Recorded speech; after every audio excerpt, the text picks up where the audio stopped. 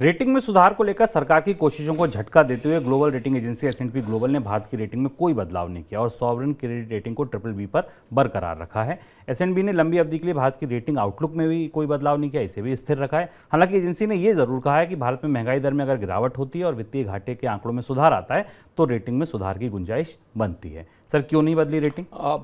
Standard poor काफ़ी एक किस्म से जिद्दी और सरकारों के दबाव ना मानने वाली एजेंसी के तौर पर जानी जाती है। अगर आप ध्यान से देखें तो पिछले 3-4 साल से सरकार लगातार इस कोशिश में है कि एस&पी को यह समझाया जा सके कि भारत की साख बेहतर की जा सके। जो भी मौजूदा भारत की साख है BBB- वो जंक से एक ऊपर की है, यानी सबसे निचली रेटिंग से ठीक एक ऊपर की है।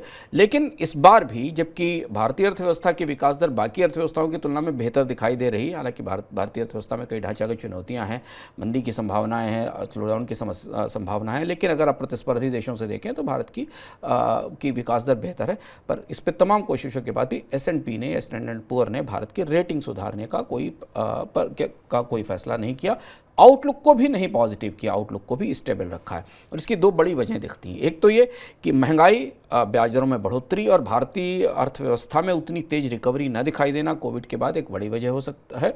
दूसरी बड़ी वजह यह कि अंतर्राष्ट्रीय बाजारों में मंदी, निर्यात में गिरावट, ग्लोबल ट्रेड में कमी, ये भी एक बड़ा असर है। और एस&पी की रिपोर्ट इस बात का संकेत दे रही कि ग्लोबल अर्थव्यवस्था के जो असर हैं वो भारतीय अर्थव्यवस्था पर गहरे होंगे।